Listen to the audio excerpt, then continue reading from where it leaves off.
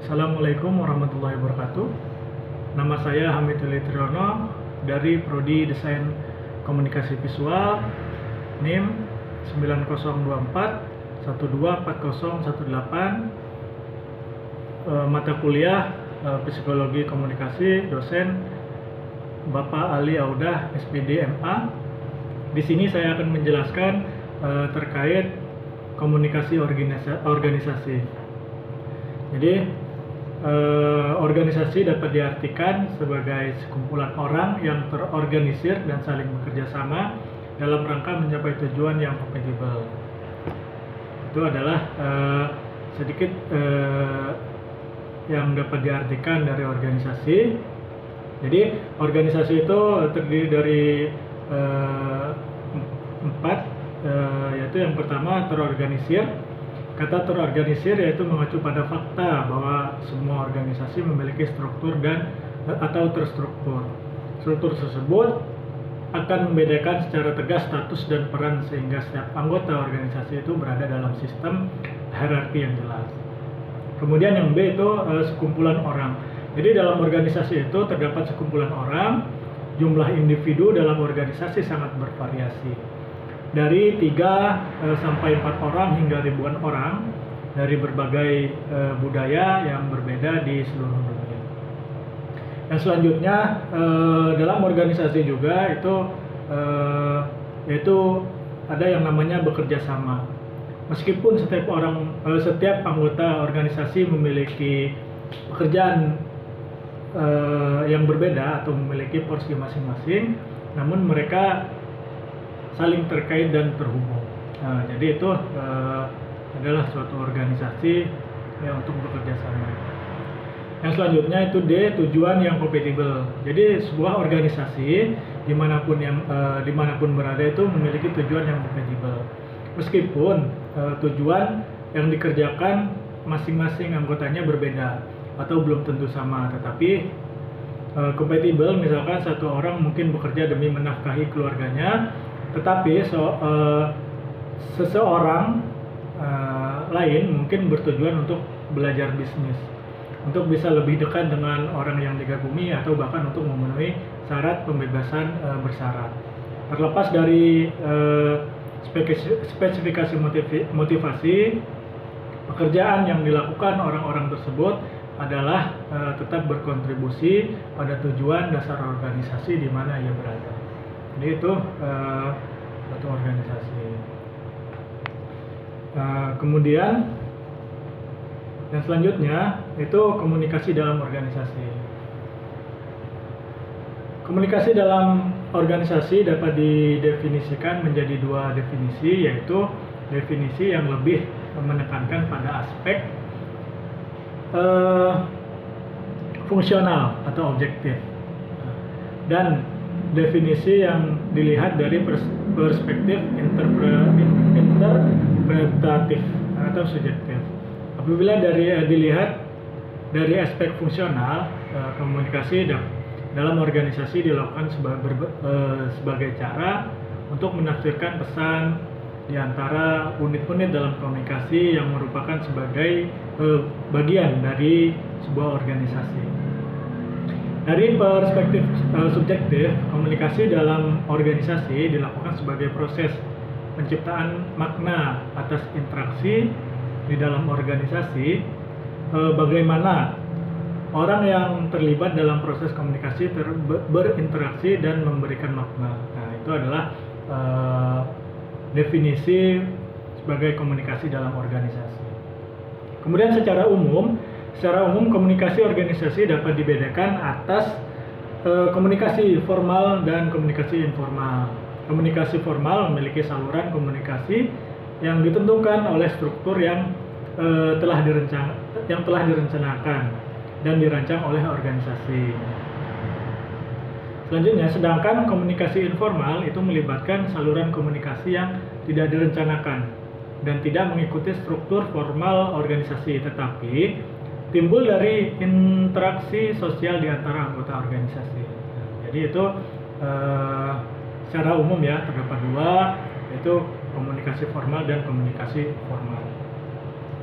Nah, Komunikasi formal kemudian dipecah lagi, terdapat 3 bentuk komunikasi formal yang sering dipakai dalam sebuah organisasi, yaitu upward communication dan downward communication, dan literal communication. Jadi yang pertama itu upward communication atau komunikasi dari bawah ke atas, melibatkan aliran pesan dari tingkat yang lebih rendah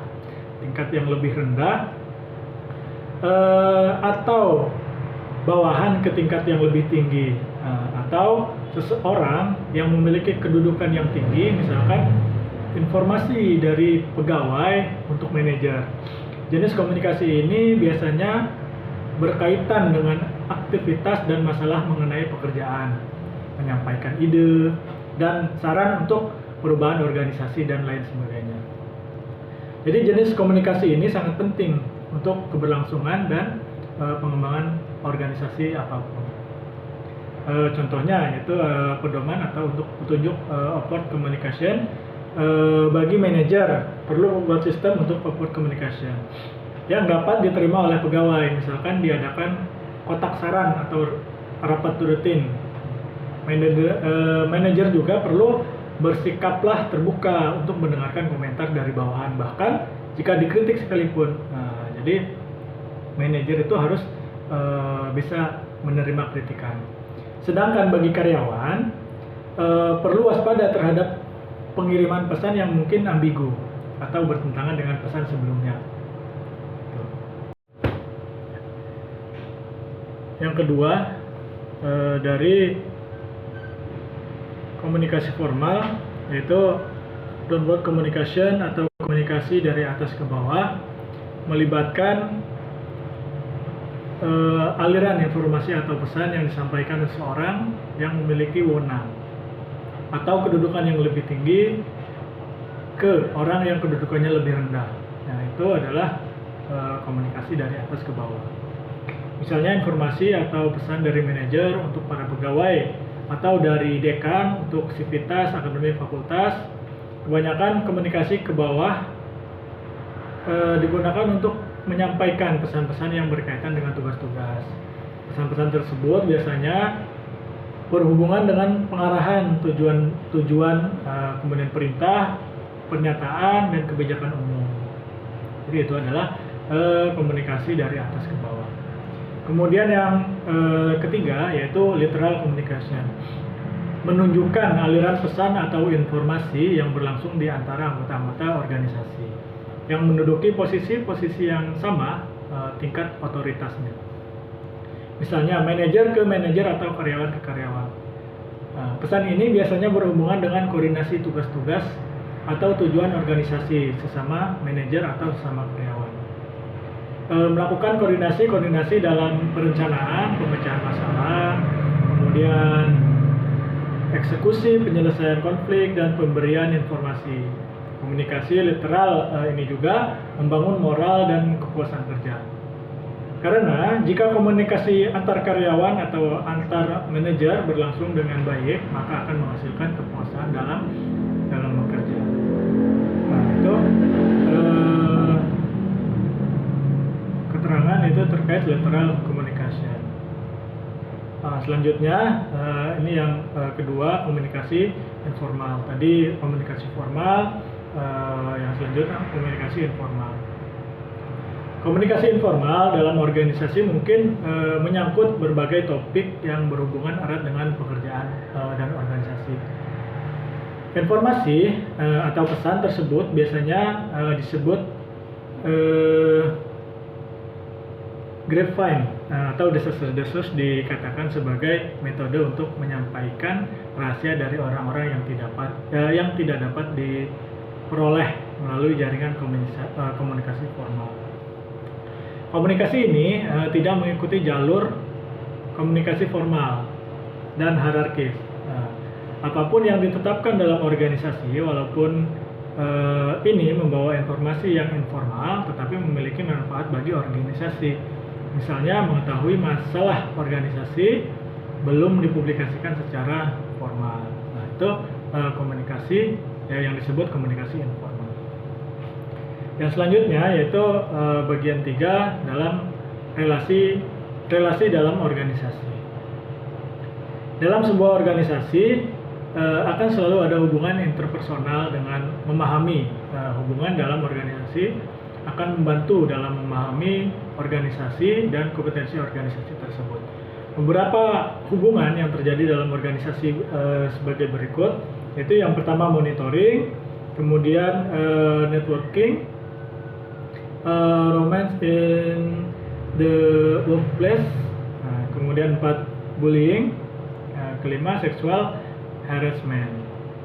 Jadi yang pertama mentoring, yaitu adalah seseorang yang lebih berpengalaman berperan sebagai mentor dalam membantu seseorang yang masih baru dalam jabatan, senior lah ya, bisa kita sebut senior yang sedang ia tempati. Oleh karena itu mentoring biasanya merupakan hubungan yang terjadi secara one on one. Gitu.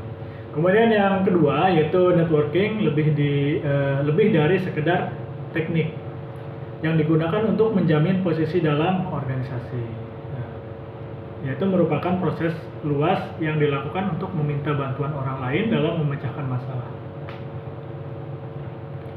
Yang ketiga yaitu romance is the workplace. Banyak pendapat mengenai relasi romantis yang terjadi dalam organisasi. Dilihat dari sisi positif. Tempat kerja merupakan tempat yang efektif untuk menemukan pasangan,